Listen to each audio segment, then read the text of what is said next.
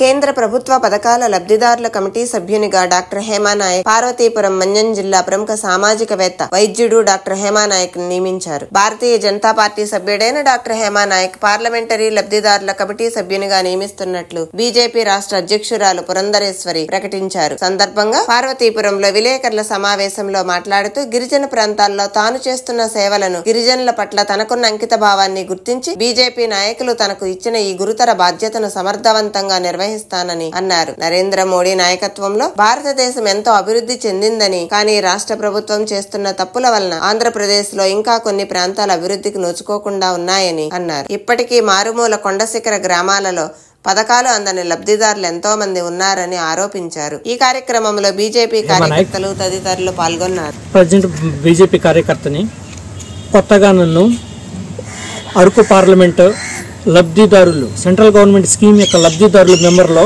ఈ ఎలక్షన్ కమిటీలో నాకు అపాయింట్ చేసినందుకు భారతీయ జనతా పార్టీ ఆంధ్రప్రదేశ్ ప్రెసిడెంట్ గారికి దగ్గుబాటి పురంధేశ్వరి గారికి నమస్కారాలు. అదేవిధంగా నన్ను అపాయింట్ చేసిన దాంట్లో కృషి చేసిన తపన్ చౌదరి గారికి, పరశురాం రాజు గారికి, మన జిల్లా అధ్యక్షుడు మన్యం జిల్లా బీజేపీ అధ్యక్షుడు ద్వారపుడి శ్రీనివాసరెడ్డి గారికి నా ప్రత్యేక ధన్యవాదాలు. అదేవిధంగా నన్ను అపాయింట్ లబ్ధిదారులు పెట్టడం, ఈ పని నేను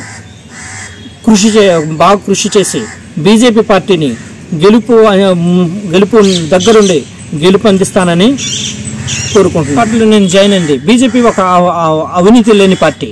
అదే ఆ ఇన్స్పిరేషన్తో నేను ఈ పార్టీలో జాయిన్ అయ్యి అరకు పార్లమెంట్ మొత్తం ఇటు పాలకొండ నుంచి అటు భద్రాచలం నుంచి మనం సర్వే చేసి గిరిజనులకు వాళ్ళ యొక్క ఇబ్బందులను గుర్తించి, అదేవిధంగా సెంట్రల్ యొక్క స్కీమ్స్ను ప్రతి ఊరూరికి పల్లెటూరికి చేర్చే బాధ్యత నేను తీసుకుంటాను.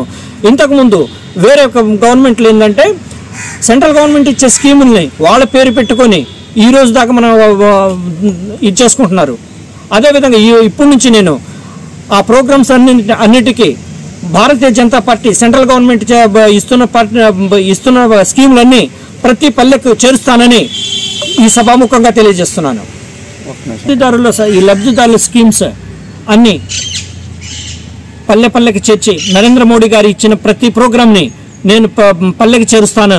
అదేవిధంగా ఇదే ప్రోగ్రామ్స్ ఏంటంటే వేరే ఇప్పుడు కరెంట్ ప్రభుత్వం వైసీపీ ప్రభుత్వము సెంట్రల్ గవర్నమెంట్ ఇచ్చే ప్రభుత్వంగా పేరు పెట్టుకొని ఈరోజు పబ్బం గడుపుకునే స్థితిలో ఉన్నారు. ఇవన్నీ నేను ఎవరు సెంట్రల్ గవర్నమెంట్ ఇస్తున్నట్టు ప్రతి పల్లెకి చేరుస్తానని సభాముఖంగా తెలియజేస్తున్నాను. సపోజ్ గిరిజనులకి ఉద్యోగం, విద్య, ఆరోగ్యం, వసతి కల్పిస్తానని సెంట్రల్ గవర్నమెంట్తో కొంచెం మాట్లాడి ఈ అరకు పార్లమెంట్లో ఉన్న గిరిజనులందరికీ కృషి చేస్తానని ఈ సభాముఖంగా తెలియజేస్తున్నాను.